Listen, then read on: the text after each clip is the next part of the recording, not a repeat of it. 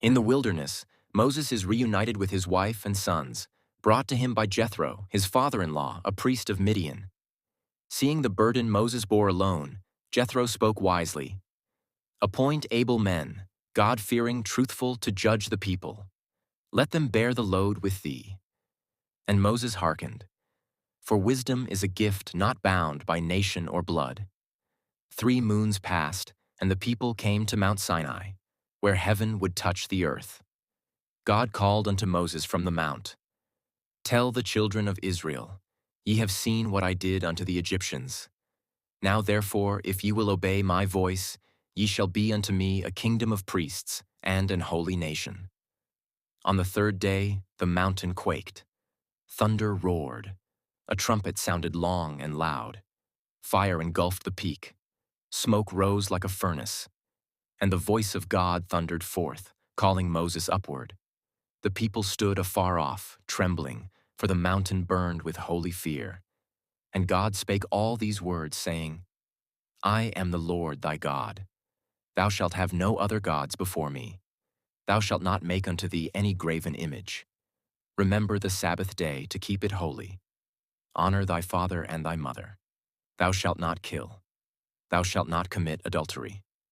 Thou shalt not steal. Thou shalt not bear false witness. Thou shalt not covet." The people agreed, saying, "All that the Lord hath said, we will do." Then Moses with Joshua ascended the mount once more. A cloud covered Sinai 6 days. On the 7th, God called to Moses from the midst of the glory. There he remained 40 days and 40 nights. But in the valley, impatience gave birth to sin. "Make us gods," the people cried. Aaron fashioned a golden calf, and they worshipped the work of their hands.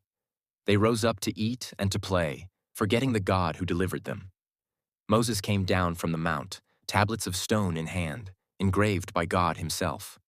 When he saw the calf and the dancing, wrath overcame him. He cast the tablets down, and they broke beneath the mountain. The next day, Moses stood before the Lord. "Yet now, if thou wilt forgive their sin, but if not, blot me, I pray thee, out of thy book." And the Lord answered, "Whosoever hath sinned, him will I blot out." Moses pleaded, "Show me now thy way, that I may know thee." And God said, "My presence shall go with thee." He hid Moses in a cleft of the rock. And as the Lord passed by, he proclaimed, the Lord God, merciful and gracious, long-suffering and abundant in goodness and truth." Moses hewed 2 new tablets. Again he climbed the mount. There, face to face with glory, the covenant was renewed. When he came down, his face shone with radiant light, for he had spoken with God.